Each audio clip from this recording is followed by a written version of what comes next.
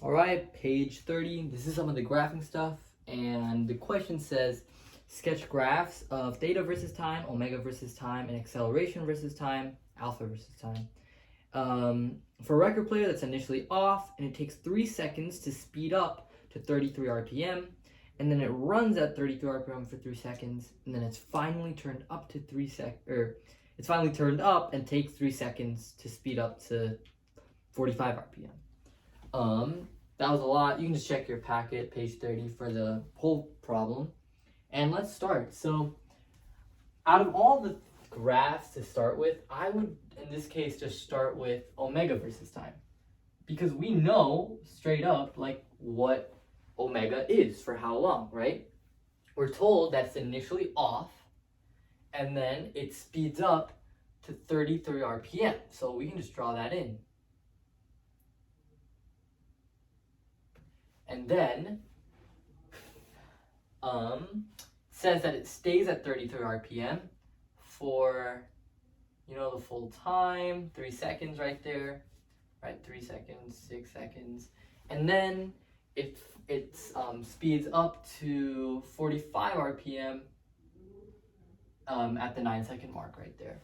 So I can just really quickly write them in. I'm gonna say 3.46 and then 4.71, because that's the numbers they give us for RPM to radians per second.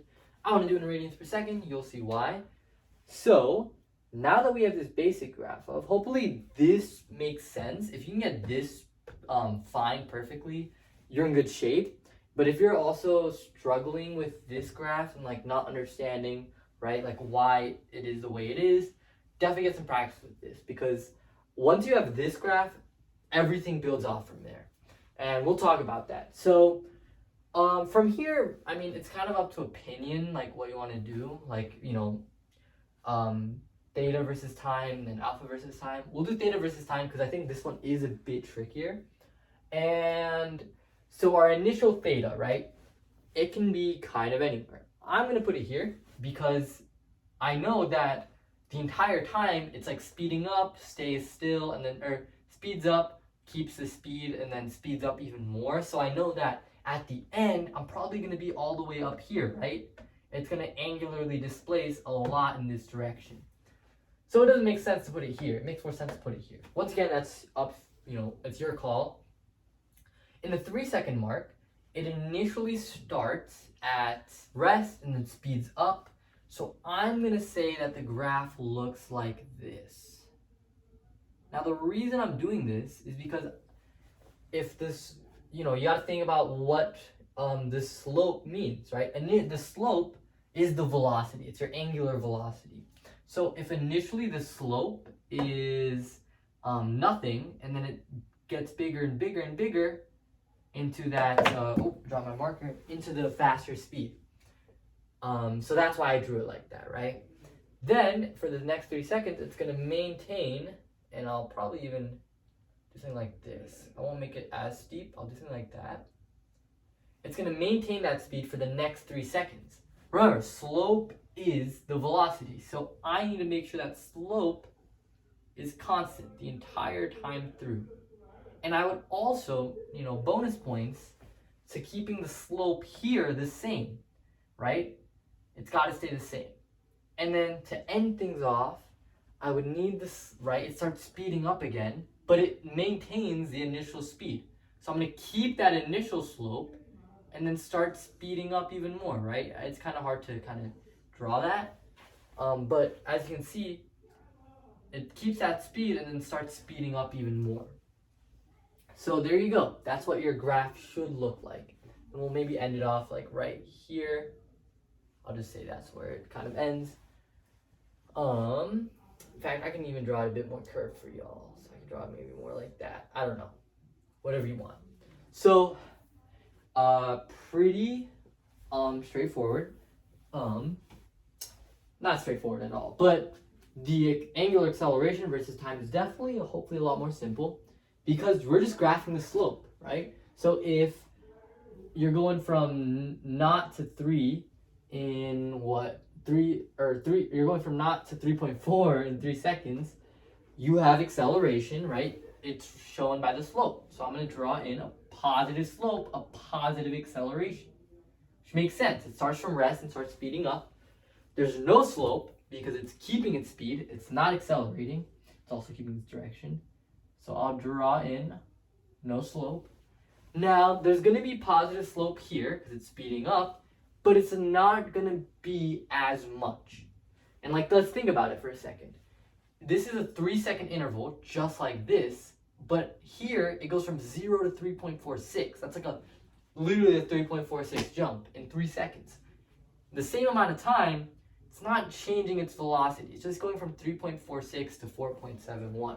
So I know it's not going to be as steep of a slope.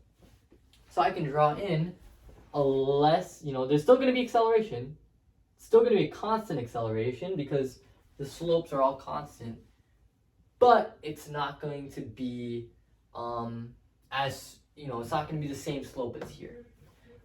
If you got this far, kudos to you, right? You understand how it works, you understand how the motion works, and that'll make the math and figuring out the exact values a lot easier. Because I do believe the problem asks you to figure out each of the values using properties of a graph. So, good job if you made it this far. I'm not going to do the kinematic stuff in this video, just because you can try it on your own, and if you do it right, you should just get the same exact answers as what we're about to do right now.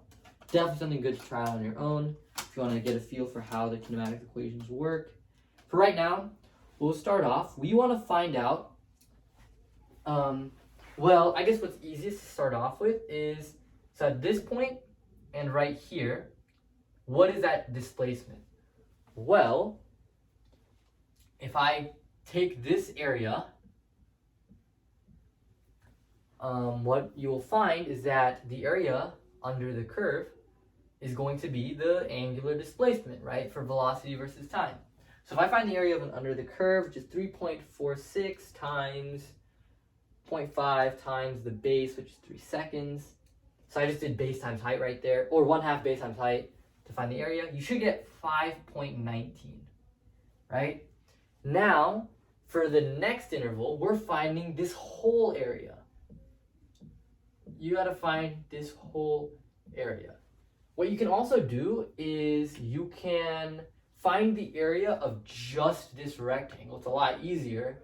But the thing is, this area, it's kind of hard to understand, or not really hard to understand, but something to kind of wrap your head around is that this area is not like the displacement from here to here, right? This is only the displacement from 3 seconds to 6 seconds. So here, it's only the displacement from 5.19 to that 6-second mark, where like right here, right? So I would do the whole area. That way you can start from here and then have a point right there. You can use 1/2. So I'll write down some equations. Area of a triangle is 1/2 base times height. The area of a trapezoid is 1/2 base 1 plus base 2 times height. Base 1 is going to be 3 seconds, right? This top base. So 3 seconds. The bottom base is 6 seconds. Then the height is just 3.46. Should get 10.38. And now we're going to find the whole area to get the whole displacement from 0 seconds all the way to 9 seconds, right? So this one is kind of a little bit more complicated. Honestly, I would just find the area of this and then add it back on to 10.38, which is the whole area here. So the area here is once again a trapezoid, but now the base is 4.71.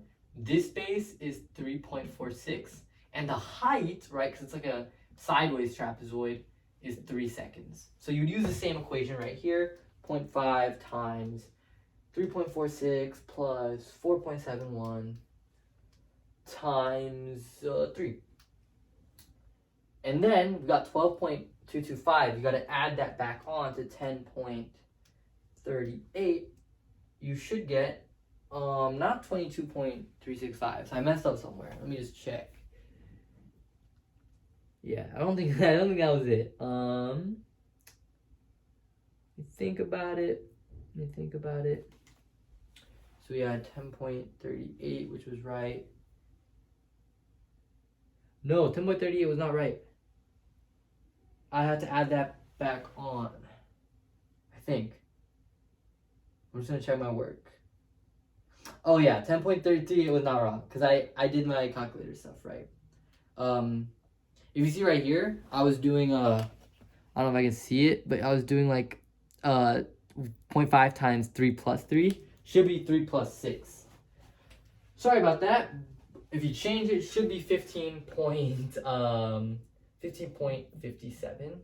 And to add things off, or to add on to that, we would do then that 12.225 to get 27.825.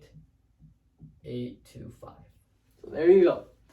And now, with the angular acceleration, the acceleration is the slope. So the displacement was the area. Now the acceleration is the slope.